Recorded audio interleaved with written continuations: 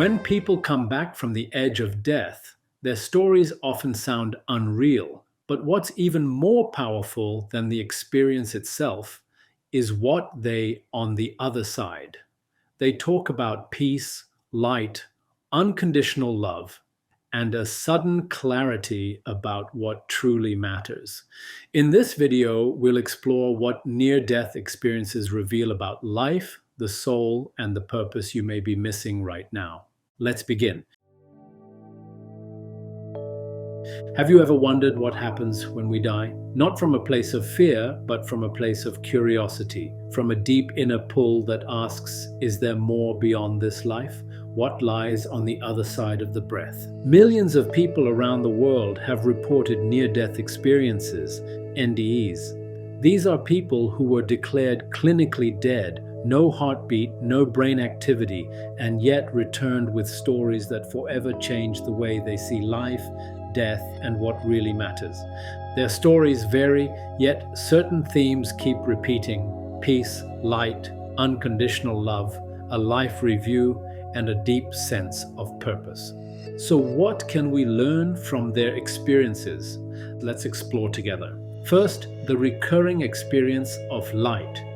People across cultures, religions, and belief systems often describe encountering a radiant, loving light. Some call it God, others call it Source, the universe, or simply a being of immense love.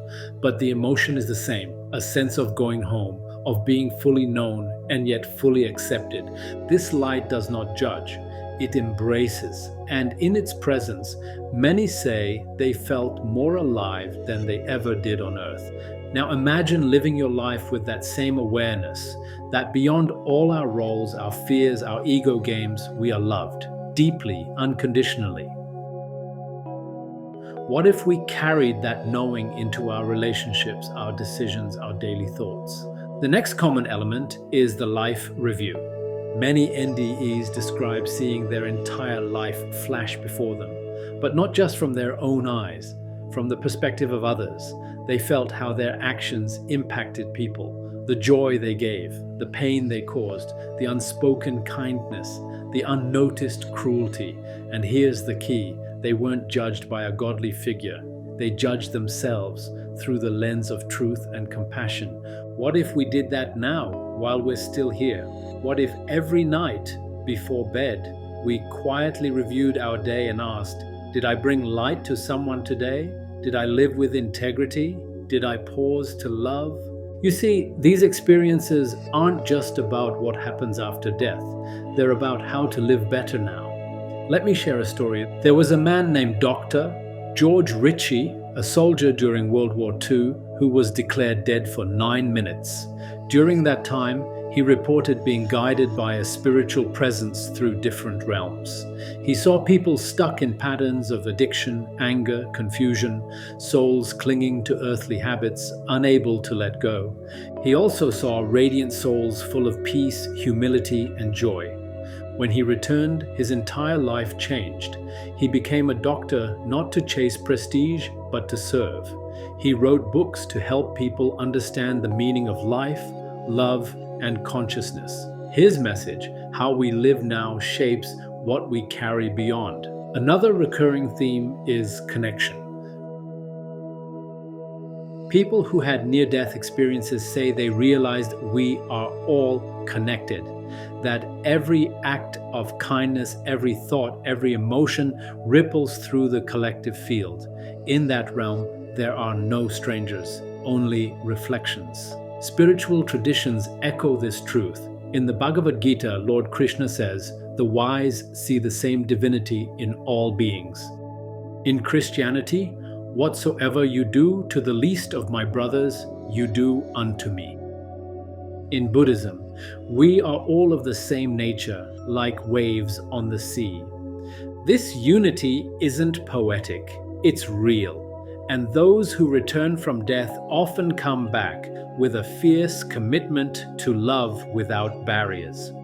If you've ever wondered what really happens when this life ends, or whether your pain has any higher meaning, you're not alone. In a moment, I'll share the most consistent lesson people bring back from the other side and how it can shift the way you live now. Stay until the end.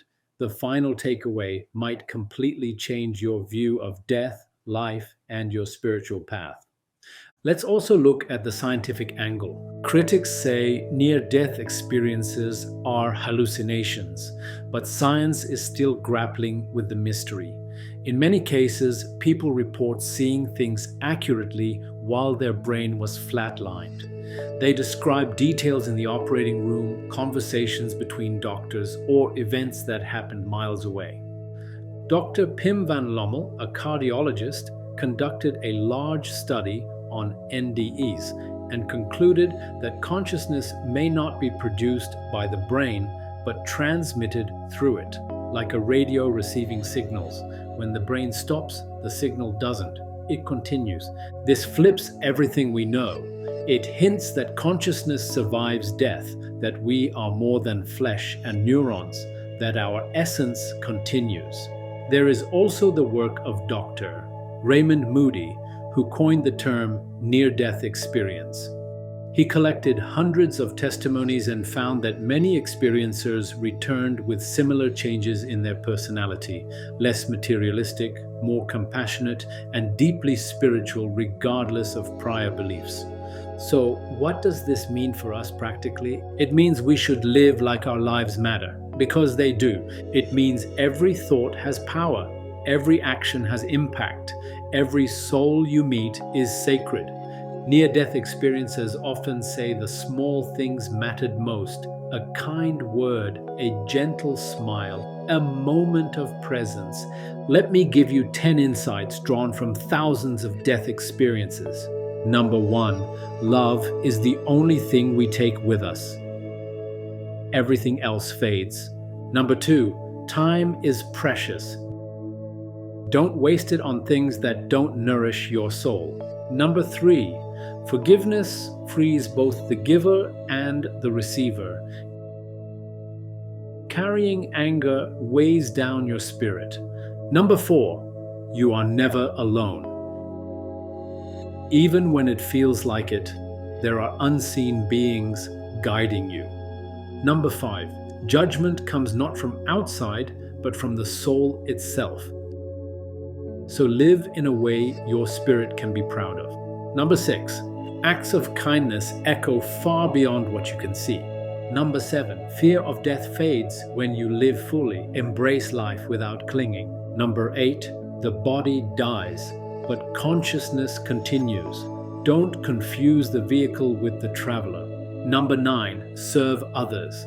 Service refines the soul. Number 10, the veil between worlds is thinner than we think. Stay open, stay curious. Let's reflect on one more story. Anita Morjani, who was dying from cancer, had an extraordinary near-death experience. She described crossing over to a realm of absolute love and understanding.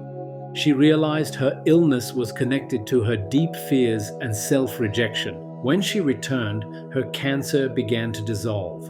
Doctors were stunned. Her message was clear: love yourself as you are. Fear contracts, love expands. Today, she travels the world, teaching what she learned in those timeless minutes beyond death. The takeaway: life is not a punishment, it is a gift, and death is not the end, it is a doorway. So how do we live in light of this? We live with intention, with heart, with courage. We listen more, judge less, serve more, complain less. We pause to look someone in the eye and say, I see you, I honor you. We give thanks, we forgive faster, we laugh louder, we love without restraint, because when the moment comes, and it will, we won't be measured by titles or possessions. We'll be measured by love, by presence, by how much of our light we gave to this world. Let me share one final experience. Howard Storm was an atheist and an art professor who had a near-death experience that radically changed his life. Initially, he reported entering a realm of darkness filled with beings that mirrored his inner torment. anger, pride, and denial. But when he cried out for help, a radiant being of light came to his rescue. He was shown his life from a divine perspective. He realized how many opportunities for love and growth he had ignored. When he returned, he devoted his life to compassion and service. His entire worldview shifted. He became a minister and now speaks about how even the darkest souls are redeemable. His message? There is no eternal condemnation. There is always a path back to light. So if you feel like you've made too many mistakes or missed your chance, think again. The soul's journey is long, and mercy is always near. Here's a closing reflection.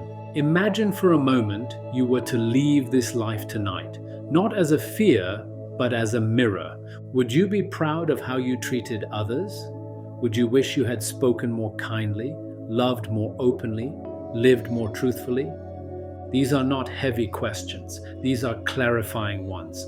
They invite us to live from the soul, not just the schedule. Because death, strange as it sounds, is the greatest teacher of life. And when we learn its lessons, we live differently, more gratefully, more gently, more awake. So let me leave you with this. What we learn from death experiences is not how to die, but how to live fully, openly, bravely. And when we live this way, we don't fear the end because we know the soul continues and love never dies.